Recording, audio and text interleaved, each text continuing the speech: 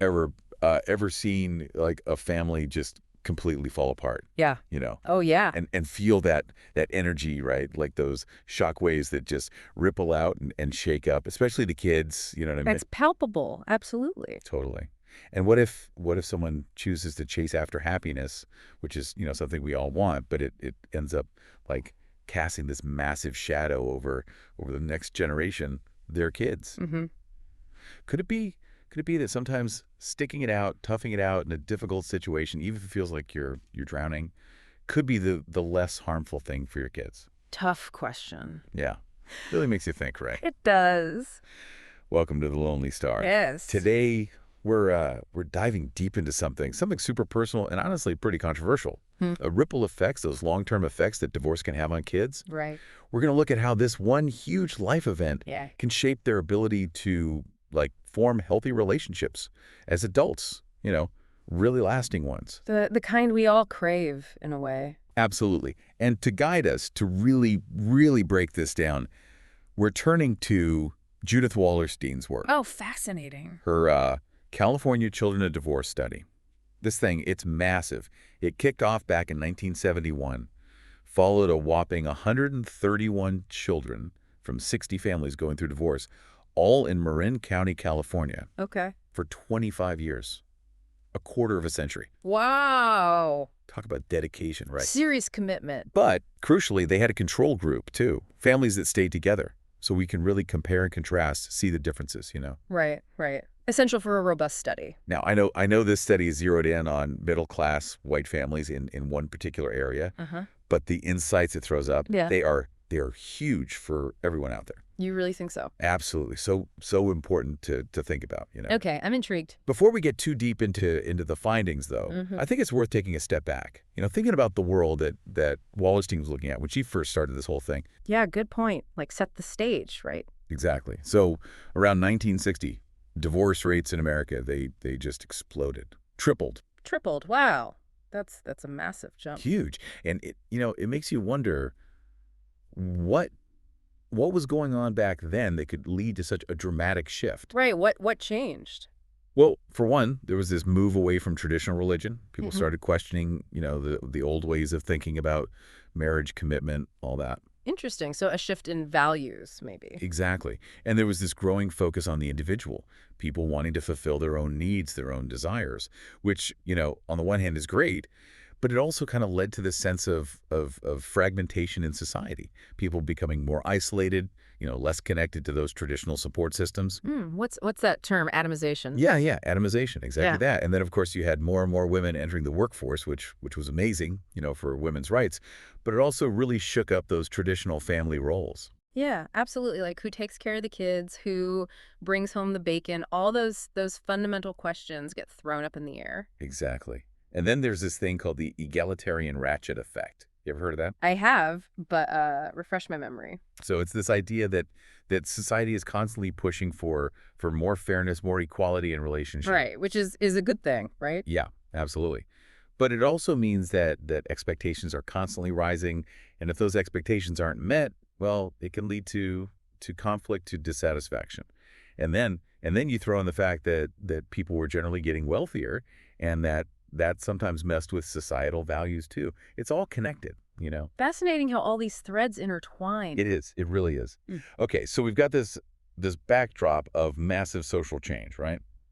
Now let's dive into the heart of Wallerstein's work. Mm-hmm. What did she actually find? Yeah, like what was the big takeaway from all those years of research? The big takeaway, and it's a doozy, is that parental divorce, it really messed with the child's ability to love and commit, to really, really commit to a long-term relationship later in life. That's pretty heavy. It is. Yeah. And what's even crazier is that it didn't even matter how unhappy the parents were in the marriage. Really? Yeah, or how like easy breezy the divorce seemed. So it wasn't just about like the kids being exposed to constant fighting or tension. Nope. The act of divorce itself, that separation, it left a mark, a deep one. Wow. So this wasn't just some fleeting childhood anxiety. Yeah. Like how did this manifest as these kids grew up, became teenagers, young adults? Yeah, so the real struggles, they often popped up during those teenage years, Yeah. when those romantic relationships start to blossom inevitably get complicated. Right. But the Wallerstein's research, it showed that the impact ran way deeper. This wasn't just about teenage heartbreak. It lingered. It affected their emotions, their social skills, well into adulthood. Hmm.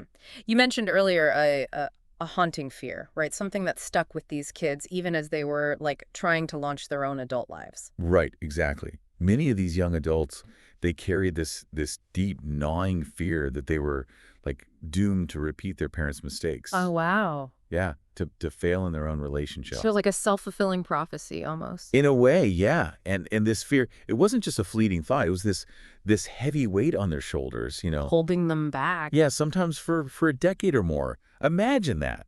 Like imagine carrying that burden for 10 years. That's a long time to be wrestling with those anxieties. It is. And when you read the actual words of these participants, it's heartbreaking. What did they say? One of them said, and I quote, "My parents' divorce is still incomprehensible to me. They met in college. They fell in love. They were compatible in their tastes and values.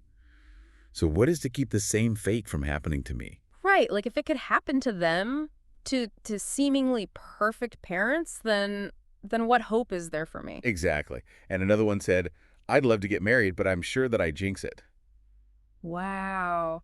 So this fear, it was really paralyzing. It was, absolutely. Yeah. And another participant, they said, "Any relationship I'm in will dissolve." It's like they completely lost faith in the possibility of lasting love. Yeah, it's tough. It is. So beyond this fear of repeating history, what other kinds of challenges did they face when they tried to build their own relationships?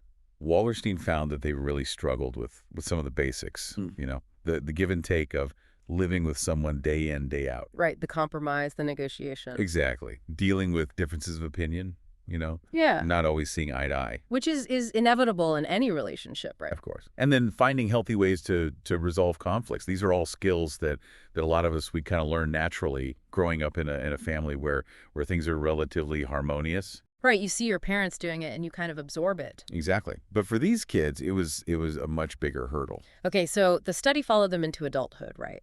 What did it show about their actual relationship outcomes? Like how did things turn out for them long term?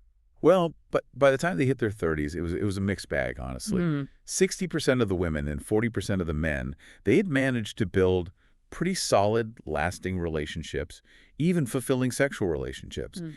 And a good chunk of them, almost 40%, had become parents themselves. Okay, so that's positive, right? Some of them found their way to successful relationships. Right. But here's the thing. Even some of those who had, like, really successful careers, they talked about feeling profoundly lonely. Really? Even with partners, with families? Yeah. And get this, about a third of both the men and the women, they were just deeply pessimistic about marriage, like completely disillusioned. Wow. Did they say why? Yeah, some of them even had this saying, this kind of mantra, if you don't marry, then you don't divorce. Oof. So avoiding marriage altogether to avoid the pain of potential failure. Exactly.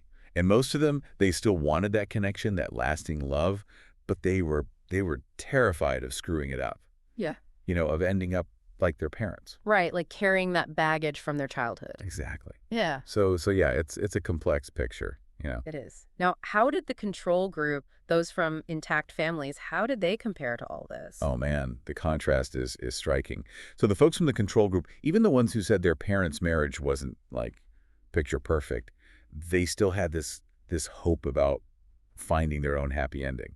Interesting. So even if their own parents' relationship wasn't ideal, they still believed in the possibility of finding something better for themselves. Exactly. They had this confidence that they could make good choices, find the right partner, make it work. Did they talk about how they would like go about choosing a partner? A big thing for them was learning from their parents' relationship, both the good and the bad, like using their parents as examples almost.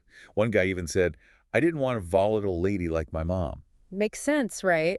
Learn from your parents' mistakes. Right. And there was this story about a woman who chose her husband not just because she was attracted to him, but because she felt like he would be a good partner in life. Like thinking long term. Totally. She said she wanted someone who wasn't too serious, who would treat me well, who would be a good father, and was someone I'd like to wake up with 50 years later. Wow, that's a pretty clear vision. Right.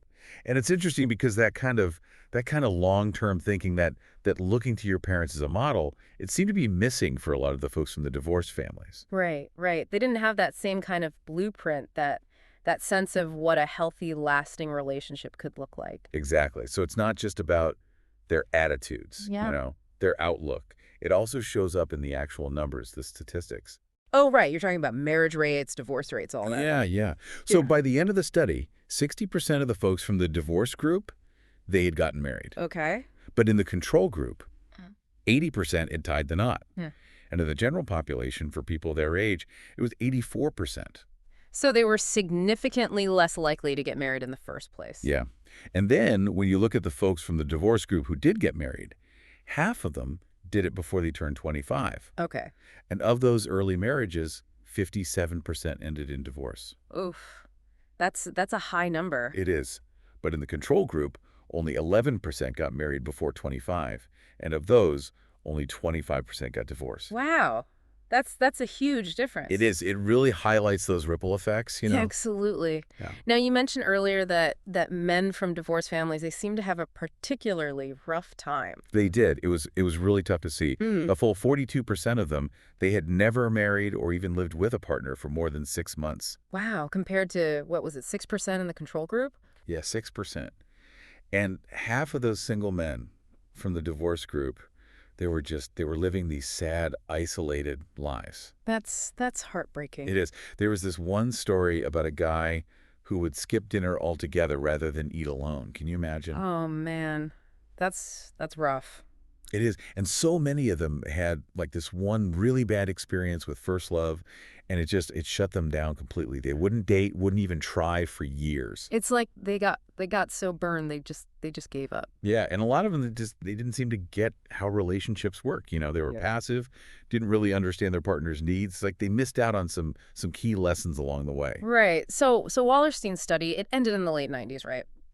But the author of the piece we're looking at, they have some thoughts about how things have changed since then, how society has shifted, and how that might be affecting all this. Yeah, they make this point about how things like decadence, nihilism, entitlement, and feminism, how these things have become more prominent in society, and how that might actually be making things worse for the kids of divorce. Interesting. How so? Well, their argument is that society has become more individualistic, you know, more fragmented, less Mm. focused on family, and that this makes it even harder for kids from divorced families to find their footing, to build those strong, lasting relationships. Right, like the support systems are weaker now than they used to be. Exactly. And the author also talks about COVID, how the pandemic might have added fuel to the fire. Oh, right, all that stress, all that isolation. Yeah, and they specifically point to social media, how it might have played a role. How so? Well, their theory is that all that time online, especially for women, it might have created these echo chambers where certain perspectives were amplified, maybe even distorted. Right, like reinforcing certain beliefs even if they're not, entirely accurate or helpful. Exactly. And the author even makes this somewhat controversial comparison to Orwell's idea of how people can become the most bigoted adherents of prevailing ideologies. Hmm. That's a strong statement. It is. Yeah. But I want to be clear here. We're just presenting this as the author's perspective. Not saying we agree with it. Right, right, of course. Just laying out what the source material says. Exactly. And the author's point is that this whole COVID period, it might have added another layer of instability, another challenge for people trying to build those long-term relationships. Okay, that makes sense. Now, there's also this idea in the piece that happiness in marriage, it's kind of a crapshoot. Yeah, yeah. The author brings up this point about how much of it is just luck. Like you can do all the right things, choose carefully, but in the end, it's still a gamble. Kind of, yeah. They use this example of Hans Eysenck, the famous psychologist. Mhm. So his first marriage, it was a disaster. Really messy divorce. And this was back when divorce was like super taboo. Right, not nearly as common as it is now. Exactly. And his son, he was really messed up by it, even though Eysenck was like trying to find happiness, trying to do what was best for himself. So even with the best intentions, things can still go wrong. That's the author's point, yeah. Yeah. That there are always these unforeseen challenges, these curveballs that life throws at you. Right. Now, I know the author also included this rather outdated perspective from Julius Evola, right? Something he wrote back in, what was it, 1945? Yeah, about American women. Right. Well, what was his take?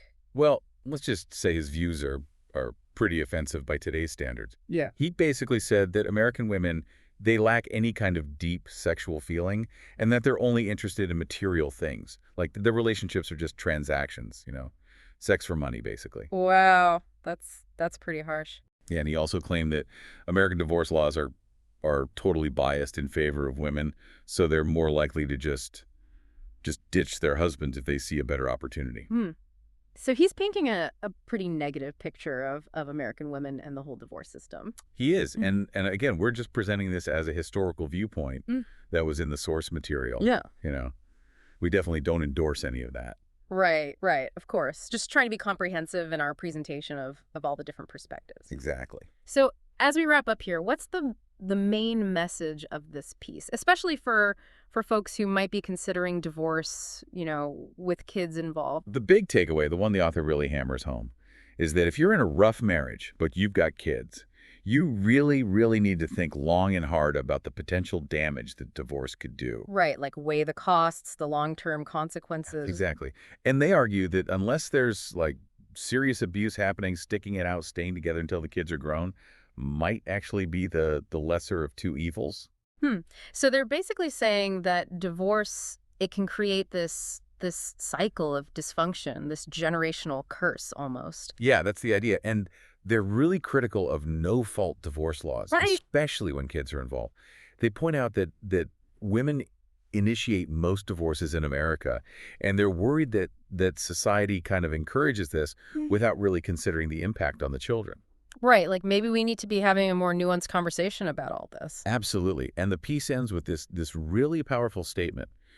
When you have children, your number one job is to protect them, to not add to their suffering. It's a heavy thought, It is. It really makes you think. So just a recap for everyone listening.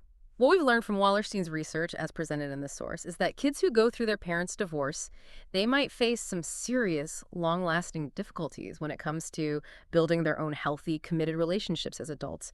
And we saw a very different picture with the folks who grew up in intact families. They had a more hopeful outlook, and their relationships generally turned out better. It's really thought-provoking, isn't it? And it kind of begs the question, given these long-term effects of divorce on kids, how should we be thinking about family structures, and the support systems that are or aren't in place?